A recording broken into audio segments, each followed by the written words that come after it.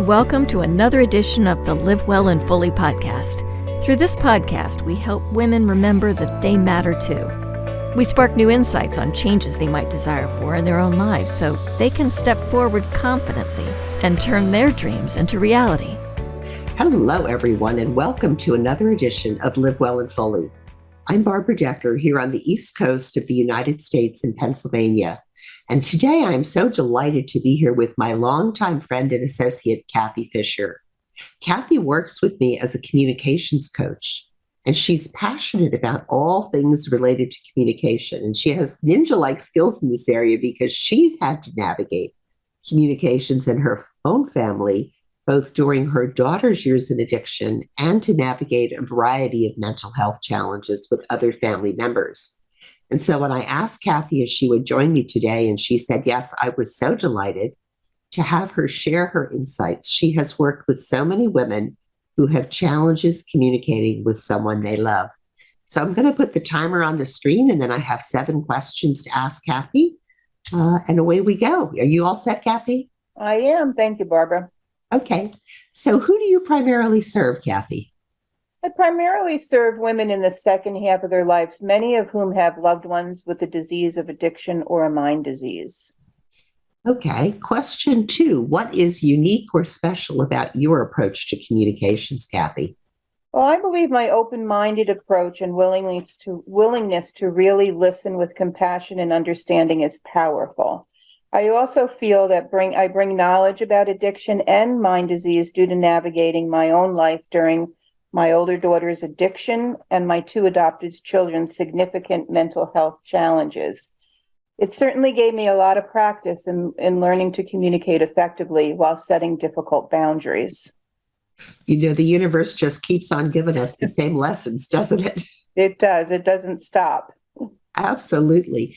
And this is, I'm going to go a little off script here if you don't mind, but the question I have is, do you think that your approach to communications only applies if someone has an addiction or a mind disease, or is No, I believe that the communication approach is helpful in with everybody that we communicate with, whether it be the clerk at the store or whether it be the difficult relationships that we need to work on.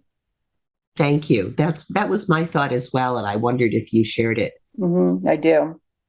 Number 3, what one thing makes the approach you teach effective, Cathie? I think the one thing is teaching the strategies that can be used in communicating with everyone in our lives. I believe learning the strategies will shift communication with our loved ones.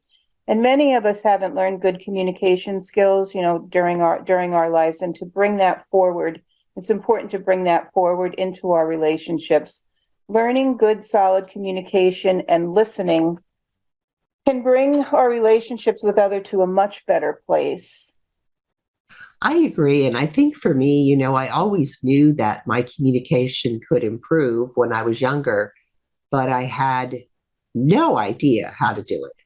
Right. You read all kinds of things about watch your body language and this and that, and the other thing, and all of that's useful. But if you can't find the right words and you don't know how to discover what those words might be or even what you want to say, you're not very effective at communicating. So when you say strategies, I agree 100%. Yeah. The strategies definitely are life-changing, I believe.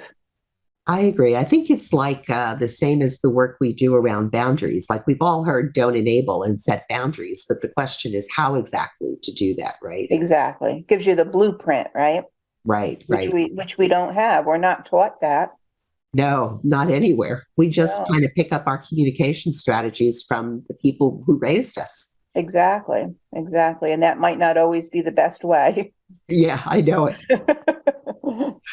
Okay, number 4, what is the most common mistake a woman makes in her communications?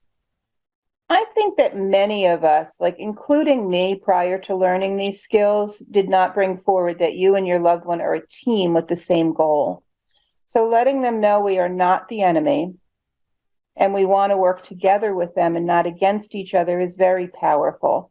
Through our communication, we build connection, and connection can lead to recovery. And we need to learn to not let our emotions control what we say. Our anger and frustration sometimes, comes across in a negative manner, and most times our loved ones are struggling with poor self-esteem already.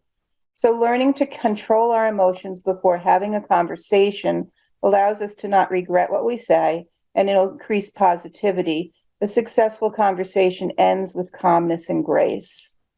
Oh, I really agree. I will add that for me, to get rid of the emotion, I had to make it a practice to talk about things that were bothering me before I let them build up over and over and over and over and over again. Because, Right. And with me, I had to learn how to, like use the mindfulness techniques and all of that just to be able to get into a better headspace before having that conversation, because it would just go into the frustration and anger mode when you're dealing with someone that has, addiction or mental health issues. It just, or any type of behavior. It'll just go directly into yelling, and then you don't feel well. You really feel badly after you have that conversation. yeah, there were lots of years where I didn't like myself very Yeah, much. exactly. Number 5, what is one tip a listener can use starting now that will help her be more effective in her communications? I think that the active listening is really important, because I think everybody really needs and wants to be heard. And many of us tend to be formulating a response in our minds instead of really truly listening and understanding what the other person has to say and what they feel.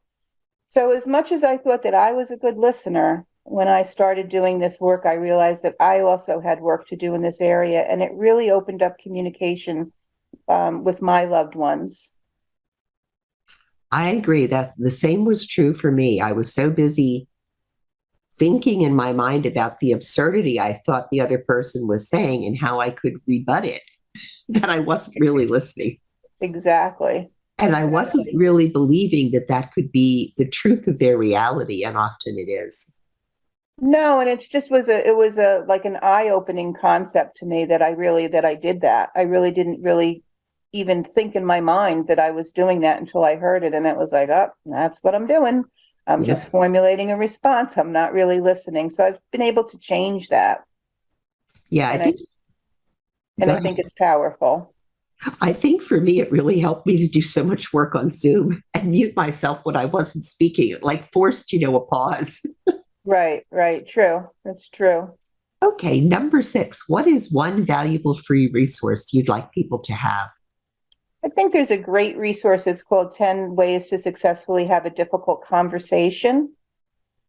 Okay, I'll put the link to that below the podcast so that everybody can just click that link and grab it if you don't have it already.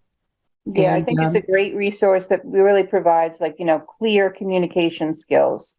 So I think that's would be very, very effective for people. okay, we'll make sure that's available.